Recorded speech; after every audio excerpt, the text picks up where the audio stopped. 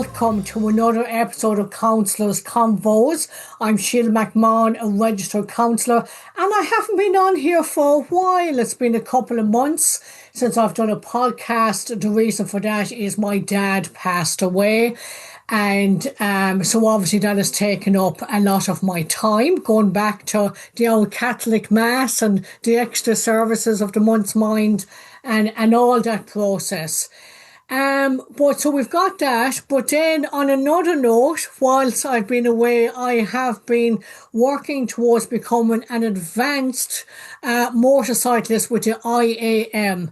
And I thought, what more fitting than coming back, with all these lessons I've been doing, to have a chat with Rod. And this is going to be a bit different, folks, this podcast, because literally Rod and I are going to be having a chat about the whole experience. Rod, I'll let you introduce yourself and then announce the outcome of all these lessons that we've been doing. Hello, Rod.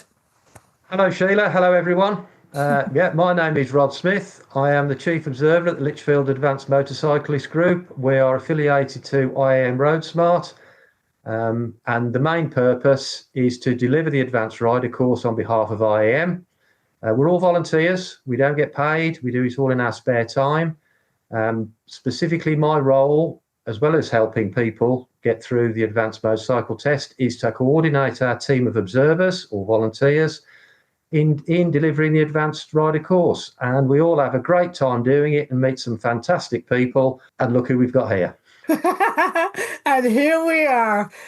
So folks, I've been working on this for over a year, 14 months now. And the theme of this podcast is going to be about facing your fears, because for those of you who have been following my motorbike journey, the only reason why I got into it was I wanted my husband's bike club, or should I say Rod's bike club as well, the Lichfield Advanced Motorbike Group, to watch a video on suicide prevention. And we know suicide is an uncomfortable topic. And I said to the bikers, I said, if you watch the video on suicide prevention, I'll face my own fears and get really uncomfortable and learn how to ride a bike. And look, that's already in another video in my YouTube channel that started 4 years ago. But what I didn't expect was to enjoy riding a bike. And then I decided if I'm going to do this, which I decided I wanted to be as competent and confident a rider as I could be. So for me, it was a no-brainer to go on and train to be an advanced motorist and motorcyclist. And to be fair, it hasn't been without its challenges. Sure, it hasn't. What? No, we've had quite a journey, haven't we, together? It certainly has been a journey.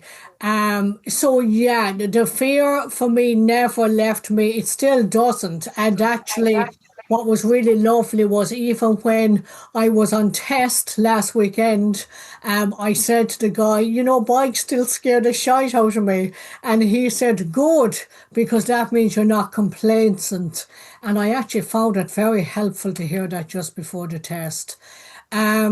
So Rod, I know you and I, it's not just about the bike lessons, it's about the chats we've had beforehand.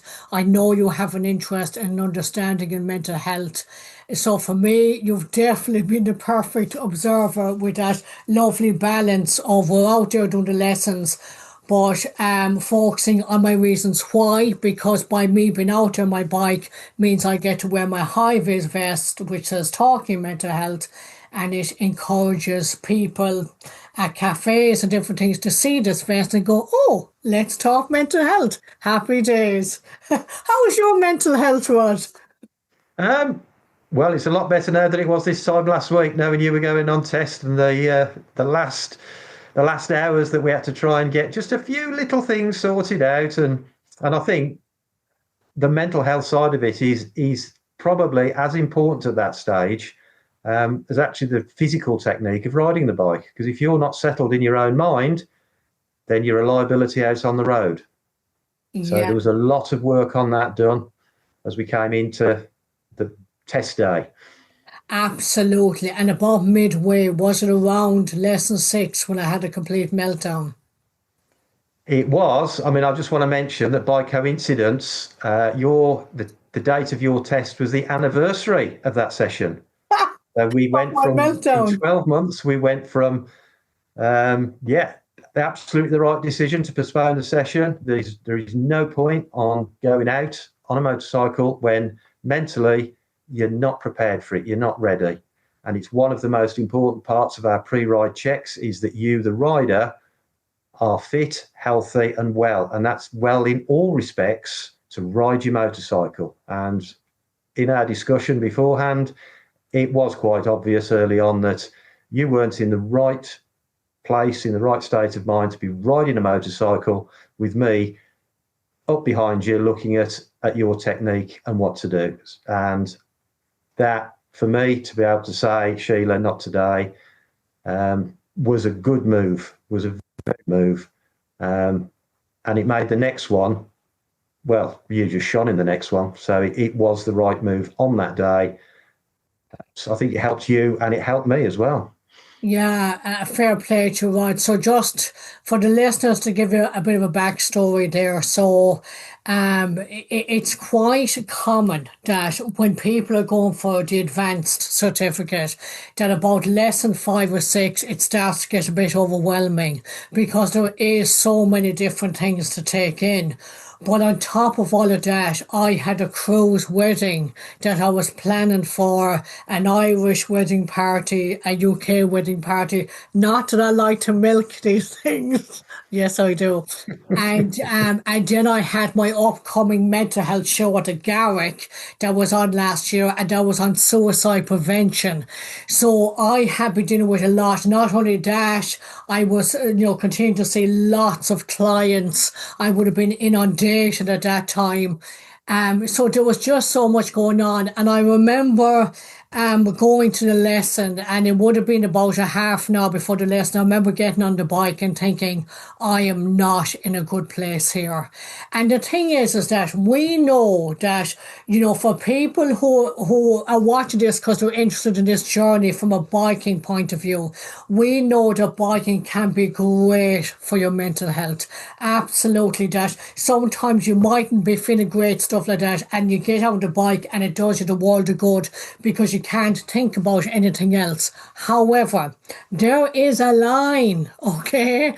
And we need to recognize that line. So it's in the acronym of POWDERS, and the S standing for the self, to make sure that you're okay to go out and ride. And the thing is that I knew I'd hit a level that I was unsafe.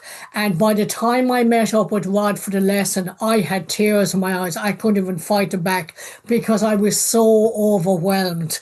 And I basically had to say to Rod, look, Rod, I said, I actually don't feel safe to go out.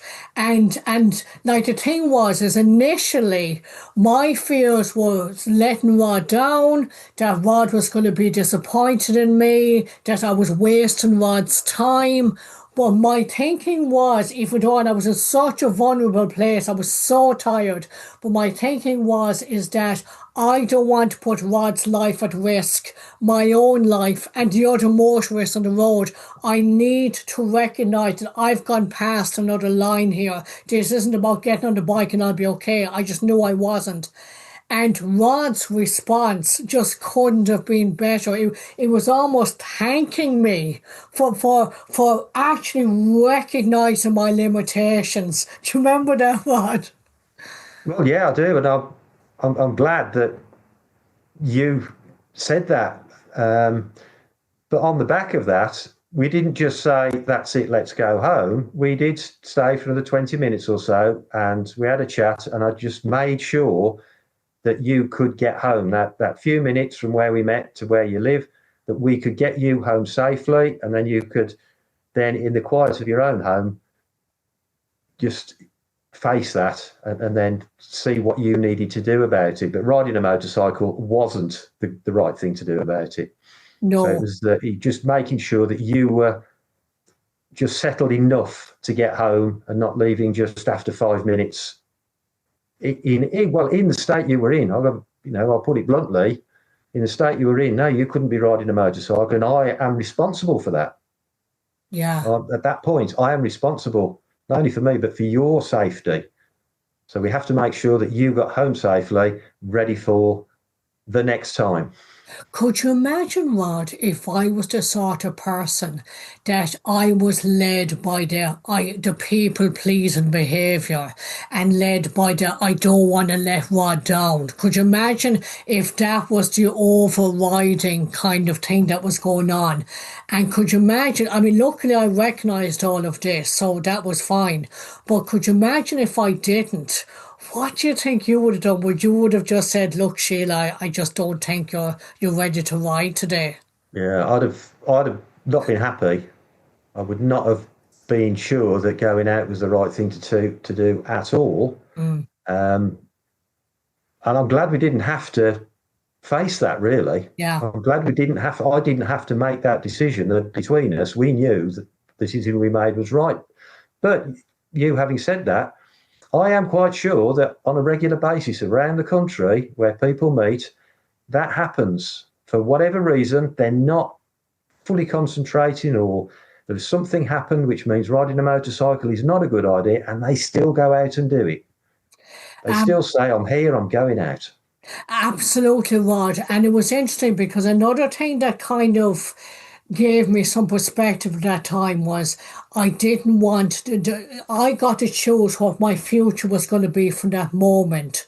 So I didn't want, I thought it was better to, I might feel a bit guilty or whatever, which I didn't because I didn't know how your response was going to be.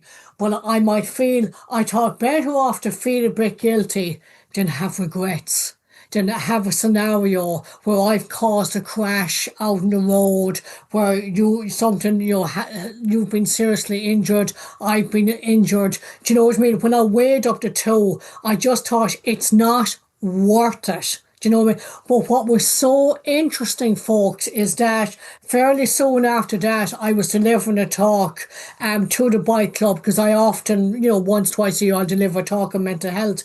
And I spoke about this scenario and I said to the group, I said, out of interest, I said, go on now, please be honest. I said, if you were in the same situation, I mean, obviously I made the decision, I am not safe to ride. I'm not going to go out. And then I asked, hands up those of you who still would have went out, even though you know that you're not in a good place, you're not safe, but you would have been so led by, I don't want to disappoint Rod or I don't want to let somebody else down. I said, how many of you would have been led by that? And I think at least half the room put their hands up. It was a surprisingly high number of people who did that. I was quite surprised, and a lot of people who'd actually been through it and done the test, not those who were preparing. So it was a bit of a shock to me, sat there watching, that how many people would have, yeah, felt obligated that having arrived there, they had to go out. Like, isn't that interesting, when you say obligated? Like, doesn't it just go to show that this people-pleasing behavior, that how much it overrides, no pun intended in using that word, Yeah, but how much it does override your actual safety, your actual, no recognizing your limitations. Do you know what I mean? Like, yeah, there's a chance I could have gone out and I could have been absolutely fine. But I know I'd hit a level. I'd never hit this level before on the other lessons I've been with Rod. So I know I'd entered a different, because I was zoning out. I was so tired and stuff like that. So it was kind of like, this ain't worth the risk here. And like, isn't it like so many times I see that, about the image and to be seen to be people pleasing and being led by, the fear of failure, that some people wouldn't go out because they'd feel they'd failed, they'd let you down. Like, we know, Rod, that the conversation after that was the opposite. And you were just, if anything, you said you'd more respect for me now because I well, recognise that. well, yeah. I mean, absolutely true. I've got a lot of respect for you anyway, up to that point, but it just added and confirmed everything that we had talked about and that we'd agreed on, and that we could do that. There was no issue in doing that other than making sure that you stayed safe. Yeah. Um, and that is important to recognise, and it was a good lesson for me to know that we can say it's not happening today. It is not safe. So, it helped both of us in a different way. Yeah, isn't it funny, that it's okay to say no, that sometimes you can have an expectation of something's going to happen that day. But us human beings, we change from day to day. We can't always guarantee that when we meet up next Wednesday, whatever it is, that we're going to be in great form and we're going to, do you know what I mean? As human beings, sometimes we're not okay. And I honestly believe we put far too much pressure on ourselves to pretend we're okay, even when we're not. Oh, that's absolutely right. I mean, when I'm arranging to meet people, I've got to make sure that that's all I'm thinking about. If I'm not thinking about just that person or that group, then I'm no use to anybody. And I was exhausted yesterday afternoon, so I called off going out for what would have been our last session of the season on a Monday evening. It was late notice, but I just had to put it out there that I'm just not going to be there because it was Wow, just, so I you couldn't did do the it. same thing. You did the same thing then yesterday evening. Yeah, it was partly the weather, but partly it had been quite an exhausting weekend. I'd been out because I was out when you were out on test. We'd been together on Saturday afternoon. I'd been coaching an observer on the Saturday morning.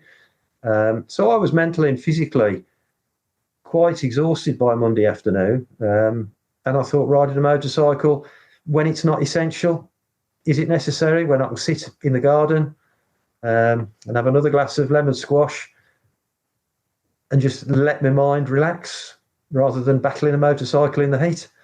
So I just thought, no, I'm going to call myself out of that. Wow, fair play to you, Rod. How ironic that the very thing we're talking about you put into practice yesterday. Yeah, it just and that's with your assistance. That's the massive guidance I've had from you Oh, on this journey. Is that, yeah, saying no, not accepting other people's norms is okay. You can yeah. step aside. Yeah, all the people's expectations. It's like when I thought about me asking that question at the club, and they were saying, half the club were saying they would still go out. I mean, could you imagine? Because your response was so lovely, but could you imagine if you had an observer? I can't imagine this, but what a negative response could be. Ah, don't be so selfish. I've made time now for you today. You need to go out. It's almost like again, it would be the opposite to the safety in powders that the IAM, want us to learn. Do you know what I mean? Like that. Yeah. It's like what else was going to be that it's okay to say no. Like, isn't it interesting how many people are afraid of not being okay, and then being okay for somebody else too. And Mm. that almost that they want to make somebody else okay. Do you know what I mean? That Yeah, yeah. oftentimes I find that it's about that, it's almost like that they want to make everybody else okay and they're afraid again to say no, that we might feel a bit, oh, that's a pity. It's like we try so desperately as human beings to move away from anything that might feel uncomfortable. But actually, we're human beings. Well, yeah, and like you say, we change by the day. A set of circumstances one day we can take no notice, but if it catches us on a different day, it could just stop us in our tracks and really Yeah, knock us off course. And we have to recognise that's what's happening. And through the years I've been doing this, I see a lot of people where they've been through something and it hasn't affected them. And I thought, well, I'm not sure I'd be here if that had happened to me. But then others, something happens and they just call it off straight away. Someone's in the family, and I think, well, good, you've recognised that. And I'd also like to think that in the situation we were in 12 months ago, well, definitely at Lichfield, all of the observers, without exception, would have said, you're right, it's not safe to go out. Whether that would be UK wide, whether you would, exactly as you said, well, we're here now.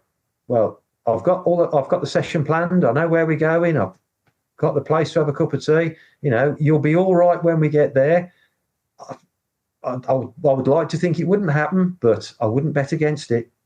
Do you know what? Isn't it interesting what when you look at that different perspective? Because you could have somebody with a different upbringing that might think, no, she just needs a bit of encouragement. It's just a bit of nervous now. We're lesson six. And they genuinely might feel like that they're coming from good intention of, come on now, once you're on the bike, you'll be grand. This is only nerves. Yeah. And do you know what I mean? Like, isn't it interesting? Because, and look, to be fair, every situation is different. Every individual is different. So we're not saying you have to do this when you're overwhelmed. For some people, they can literally park that again, no pun intended. Yeah. But it makes me think of that whole thing of compartmentalize. That some people are actually very good at that. They can go through something horrific and they can compartmentalize. So no doubt, I'm not expecting we'll get some comments about some horrific stuff that happened and they still went out and listened. And that's Yeah. fair enough, each to their own. But this is about giving choice. I think that was why I wanted to highlight this particular point because I wanted to model something different. That it's okay to say no, you don't have to worry about letting your observer down. That safety is the most important thing here. Yeah, when we look beyond the system of vehicle control, in a bigger picture, our first consideration is safety. Yeah, Are we safe? And if we're not safe, then it stops there. yeah, And it's all part of our training that we should be getting to know that person, not be intrusive. We know we don't want personal secrets or anything that would upset the person we're taking out, but we just need to know enough about them to know when something's not right, when they're not really in sort of the right headspace to be out on a motorcycle and trying to learn something, to practice something, to go where they probably aren't familiar with in traffic situations they haven't encountered very often. We've been trained to recognise that mhm. and to make sure that the people that we're with are safe. And if it means not today, we're going home, then that's the call. That's got to be the call. Do you know what? I get the feeling, Rod, you'll be more assertive with that. I get the feeling we've learned so much from each other. We have. I get the feeling that because of that, experience, that you would be a lot more assertive. That if you saw that in a rider going out, I think you'd be more sort of say, sorry, mate, not today. Even if they're thinking, Mm. no, I'm grand, I'm grand, I'm grand. Yeah, Because I mean, you can might somebody who might be on a high, somebody who smoked a couple of joints. You never yeah, know. yeah. Or anything, even some prescribed medication.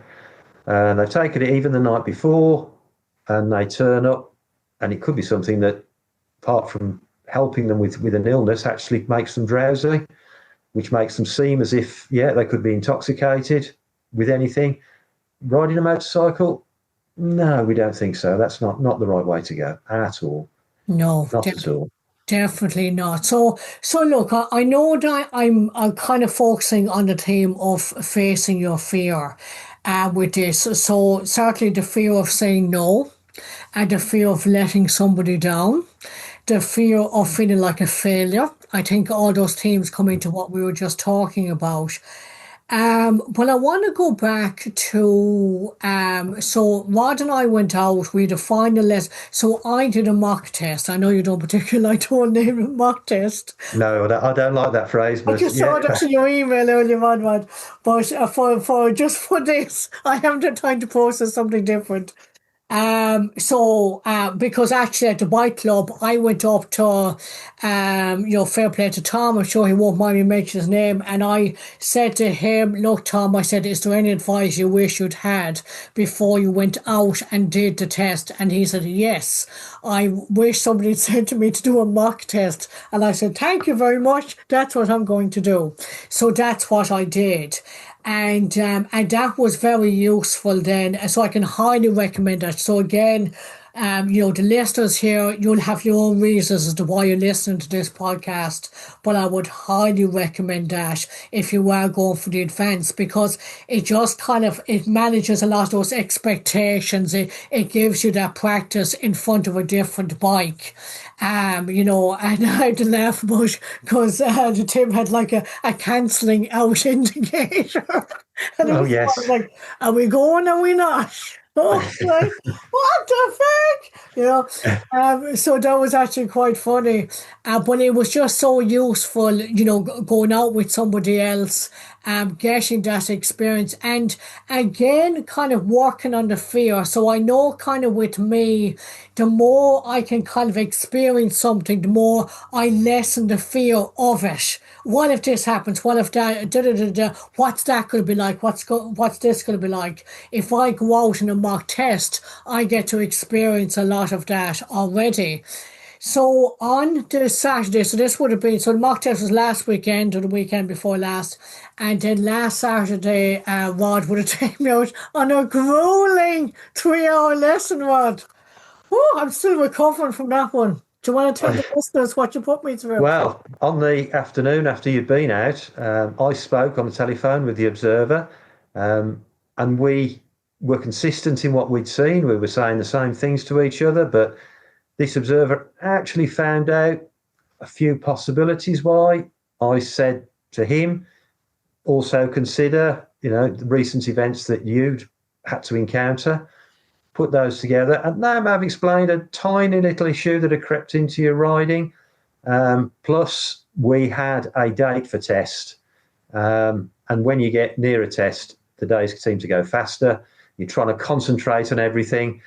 But my objective on that Saturday afternoon was this one thing, this one little thing that I don't think it could make a difference enough between a pass and a fail, but it might just unsettle the examiner if we don't get this sorted out. So for me, it was, well, like it or not, Sheila, I'm going to have to beat you up a bit on this one. We're going to have to get this sorted out. And it was very intensive. As you say, it was a grueling session. I managed to catch you out on roads that had looked like a ploughed field, grooves that you struggle to get the bike wheels out Those of. grooves, I've nightmares about grooves on the road. But I think, and the objective on that, how it came across was, I'm going to make this tough. I'm going to get you really thinking, concentrating, mentally working hard at seeing and looking ahead and seeing what's there, seeing ahead, seeing further, that when you go out on test, actually, this isn't quite as difficult as I thought. Push it now, just keep pushing, not past the point of exhaustion. But when we did our last stop, fatigue was definitely there, wasn't it? Fatigue had announced its presence, and Sheila was looking that I think we need to get back. I think we need to get back to sit down for a bit of sugar. Absolutely, Rod. I mean, Rod had me facing every single obstacle that could possibly happen in a test environment. Just everything. And it absolutely worked, because when it came to the test on the Sunday, I didn't miss any speed limit signs. I'm still dreaming about speed limit signs, I can tell Yeah. you. And I done that many grooves on the road that on test we weren't on any of the really bad roads with those bad grooves. So when I hit a road with grooves, I was like, grooves? You call yourself grooves? You're not Yeah. grooves. Not compared to what I've been through, you know. But okay, so what I am going to share something here. This is quite personal for me, but I think it's important. Because yes, I'm a mental health counsellor, but I'm also a human being. And it was interesting. So we'd had that lesson on the Saturday afternoon, but the Saturday morning, I was very mindful. There was three different factors going on with me. I worked it out those three. So I've done absolutely loads of therapy on myself. So I'd be very aware, very, very aware. And I'm glad to have that. But so the three factors were, one was historic stigma. And when I say that was historically, when I was growing up in the west of Ireland, any stories to do with a motorbike was usually ended up in somebody being killed. So at that time, any association to do with a motorbike, the stories were all about they're dangerous, you'll kill yourself. So that would have kind of been at the back of my mind historically. Now we know that it's so different nowadays. We know that's why we have IAM, ROSPA, all these other courses, because we're so much more aware of that, how we can keep ourselves so much more safe, and the roads are safe in so many ways. Okay, but we've got that historic factor, and when you have that from a young age, it's kind of that early conditioning. The second thing was, which I had from the very beginning of this journey, was this overriding fear that was completely out of control. And I eventually linked it to an accident I had been in when I was 19, when the person driving, instead of putting the foot on the brake, they put the foot on the accelerator. So in that particular car accident, I really got to experience the damage and the power of the accelerator. And when I went to learn how to ride a bike, it was that acceleration that was where my fear was out of control. So I spent a lot of time working on that. But it was interesting. So that was the second thing. So that was still kind of in the back of my mind. But I think I was able to kind of ration thinking, hang on a minute, Sheila, it's you riding the bike. Realistically, you are such a safe and ethical person. Do you know what I mean? Like that. It doesn't mean that you're going to lose control. But I remember saying this to Rod on the Saturday, the lesson saying, but my why, when the third factor, because we know why I've started this journey is to encourage people to talk about their mental health and to kind of break that silence, if you like. And I was saying it to you, Rod, that I can't even talk about the why that for some reason that seems so overriding for me at the moment. I still find it quite upsetting.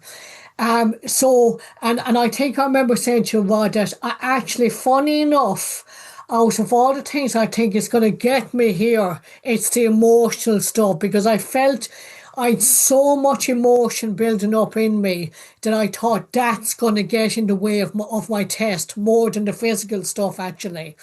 And I was right. And on Saturday night, I took some time to think, why is this getting to me so much?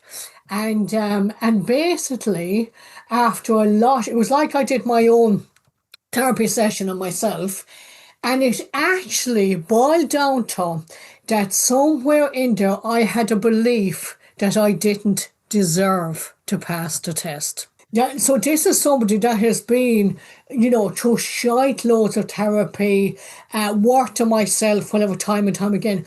But here's the thing, and people listening to this, I've said it from day one, unless you've been through anxiety, depression, your own mental health stuff, you can't know what it's like. And I went through trauma in my childhood, and I'd love to say, oh, you deal with it and you're fixed for life. It absolutely does not work like that. And what I noticed is that every time I would go to better myself, and I still have this in my life, so I'm 50 this year, and every time when I go to better myself or to really push myself forward in my capabilities, stuff like that, I tend to get an episode. I now know what the name of that episode is. It's called an emotional flashback. And would you believe that in my counselling training, so I've done training for the therapeutic counselling, in integrative training, I've done training in family therapy, but it was only until I read a book on complex PTSD that a professional recommended me. They'd actually seen my show and they said, I actually believe you've got complex PTSD. And I was like, do I? And they were saying, you need to read this book. I was like, okay. Picked up the book, couldn't continue to read it. I was not ready to read that book, but I was over the last year. And when I read the book, it speaks about, because when we hear about flashbacks, we just think of an image. we think that that's it. But actually, people can have what's known as emotional flashbacks. So the vulnerability of the bike, the fear combined with the fear was taking me right back to how I felt as a child, undeserving, low self-worth. What are you doing? You're a bad person. You don't deserve this. So I absolutely cried my eyes out on the Saturday night. Luckily, my husband was there for me. Luckily, I very rarely go through these episodes. But like, and I thought, that's why the why gets to me so much. Because if I didn't know what I know, I've said it before, if I didn't come out with my book 10 years ago, I wouldn't be here. The trauma and depression would have taken my life. I know that. So it's like no wonder the why was getting to me. Because even despite everything I've been through, I still go through episodes of trauma. I hope that's okay for you to listen to that, Mom, because I know you weren't expecting to hear all of that. Yeah. Well, it's strange you say that, but it is right. When I mean, yes, I've had my times in the past, and there are not to the severity that you've gone through, but It's yes, there not is a a trigger. competition. It's not a Yeah, competition. there's no, but there is a trigger, and it's not just it isn't an image. It's actually that feeling inside, and it's as raw when it happens as it was 40 years ago, 45 years ago. But you're absolutely spot on. I just want to highlight that point that you've just said, that when somebody experiences an emotional flashback, exactly what you said, that it is as raw as if they were back there 40, 50 years ago. And that was why doing this podcast, I know it's a different type of podcast, it's us having a conversation about this journey, but I don't think I've ever heard people speak about emotional flashbacks. And because I had one on the Saturday night, I really wanted to speak about this on this podcast because it's so important we don't let the past keep getting in the way of our present and our future. Yeah, absolutely. I mean, I've had even a couple of people at work who've, you know, I won't say it's anxiety, but they have had periods where they felt like mentally they can't cope with things. And what we sat down and talked it through about what the trigger is, recognizing if circumstances are going to bring this on again, Yeah. and then take time away, sit down, come and have a chat. And then, if we can talk it through and try and help, we will. Otherwise, then we'll say, well, you need somebody far more qualified than I am to actually talk this through and find out what it is that's troubling you. Yeah. What causes this? What's the trigger? What? I mean, I'm reluctant to say, but I can find a coping mechanism. I can find a way out of that, but it obviously it depends on the scale of which this raw emotion embeds itself at that time. Yeah, absolutely. And the irony is that because I had a complete meltdown on Saturday night, by the time it came to the Sunday morning, I was ready. I was ready because I had dealt with the most prominent thing that was getting in my way. Fear of not being good enough, fear of the fact that I had dealt with that and I'd let go of that pain. I was able to be really present. And it's interesting because I don't think I put it out on social media yet. It might be out by the time people watch this video. But I did a video before the mock test, and you can really see kind of my face, how stressed I am. I did a video the day of my test, and you can see it's the day of my test, but there's something calming about myself, and that's because I'd worked on that emotional side. So I suppose my message is, with people, I don't know what listeners have been through in your life and stuff like that, but just to be aware of emotional flashbacks, just be aware that if you feel that something's holding you back, that's something to do with the past and nothing to do with the present, it might be something to look into. I've obviously done loads of therapy, so I can recognize where this stuff comes from. But that it is so important to go out and get that support because look, what's the result? I passed my test. I didn't expect to do that. I thought I was going to do it 2 or 3 times. I knew I was going to keep doing it until I passed. Even if I'd given a brown envelope, I would have done whatever I needed to do, you know. But do you know what I mean? Like facing your fears. Is it tough? Is it exhausting? Yes, yes, yes. Is it worth it? Yes, yes, yes. Oh, There it is. you're gonna make me cry, Rod. Oh my God, I dreamt of that. I dreamt of And that. there it is, people. People That's believe, confirmation. people believe in manifestation. I dreamt that. I, I used to look when I was at the other meetings. I'd get somebody's certificate and I go, "Do you have any tippings?" Pretending I was going to put my name on. Oh, Rod, you knew that was going to tip me over the edge. Well, and that's not the end of your journey, is it? It's just another stage in this journey of Yeah. yours. There are lots more things that can be done. I know you won't stop practicing and thinking about it Oh, and definitely. applying yourself. So I know that for a fact. But there are other things that can be done. I mean, there's the social side, of course. There's Yeah. and the which I was going to ask you is that when you did get home, I know we had a conversation immediately after the test, but what I did want to ask you is that when you got home, did you feel 6 inches taller? Did you feel that there'd been a whole weight taken from your shoulders and the air smelt cleaner and fresher? I think it took me a while for it to sink in.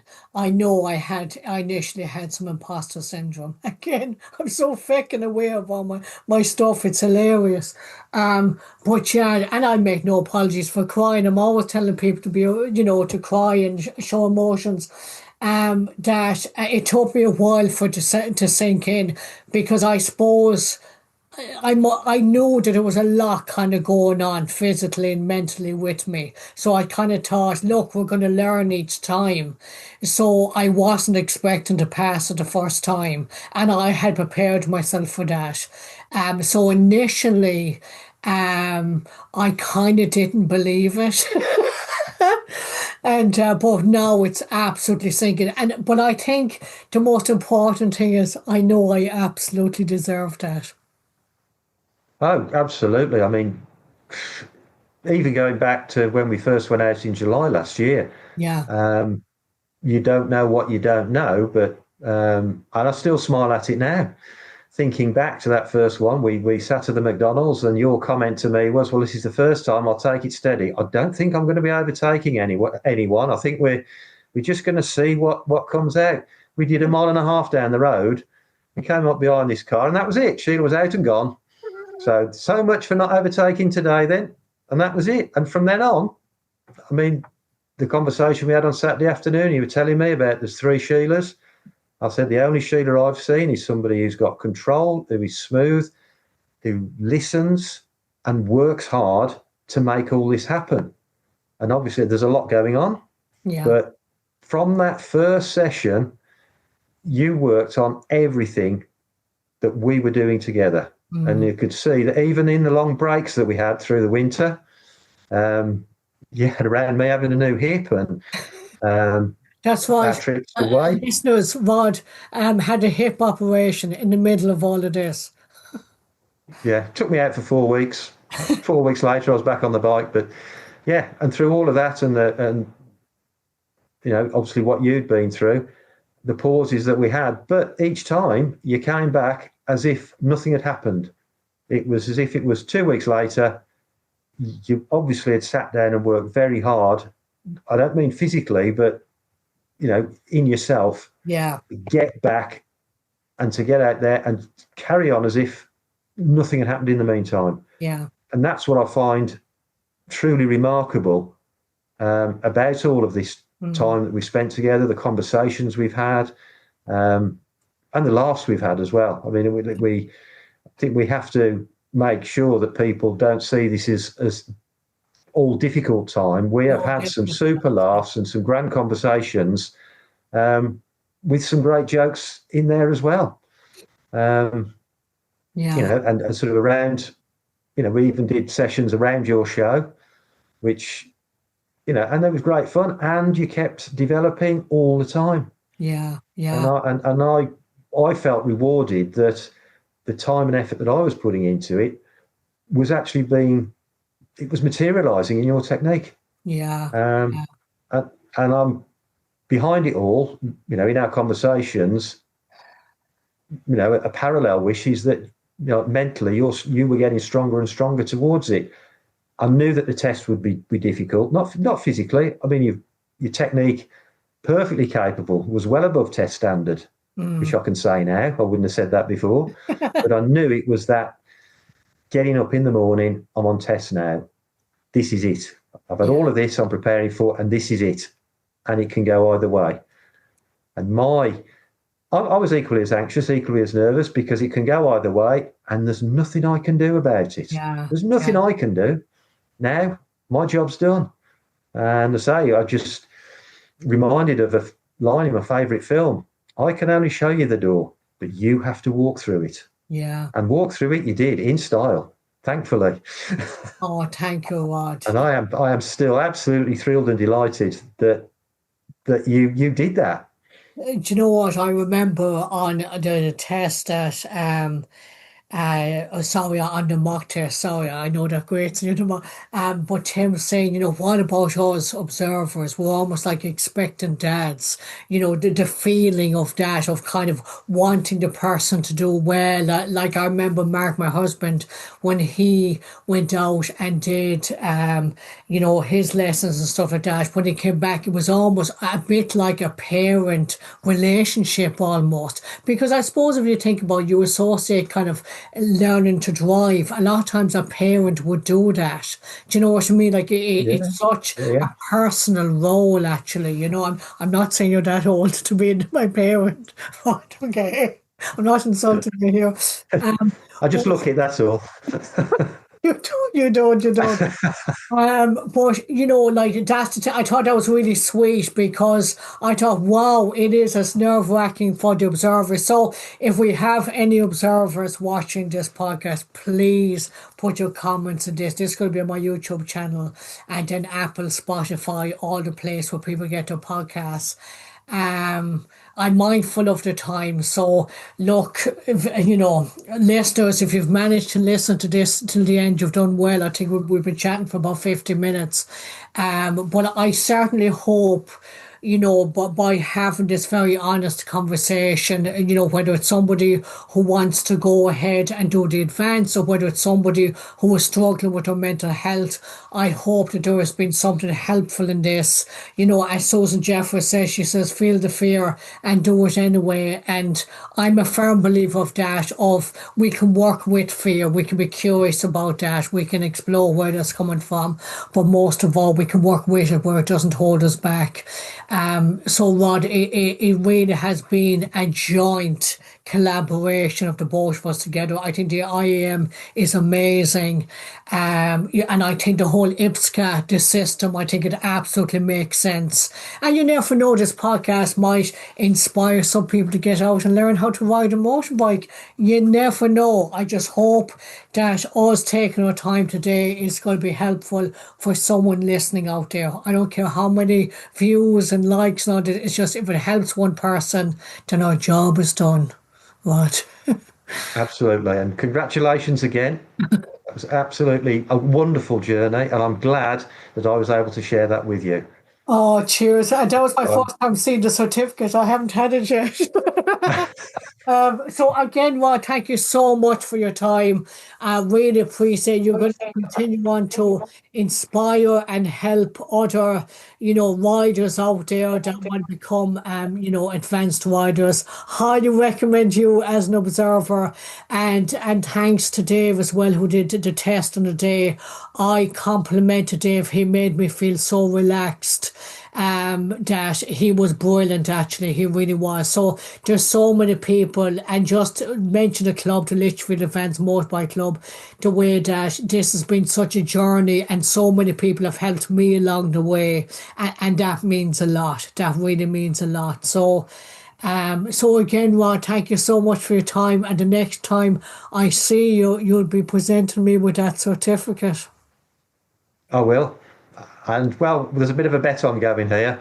Who's going to crack first? Well, I I think it think, could be me. I was doing that earlier, and I think that could be me. But one thing I won't bet against is a dry eye in the house when it is presented. oh, That I'm sure of. and the irony, I'm speaking at the the meeting, for that particular meeting. I'm delivering a talk, so that's going to be very interesting, very poignant actually, because this whole journey started with me delivering a talk about the importance of let's talk mental health. So if you see me on my bike, folks, from my high vis saying talking mental health, give us no beep, not too close. Don't frighten the shite out of me, okay? I still get scared. If you see my high vis in a cafe and I'm sitting there, come up and chat to me, and let's talk mental health. Because hey, we all deserve to enjoy these amazing opportunities that are there for all of us. And face our fears and do it anyway. Absolutely. Okay, Absolutely. Rod.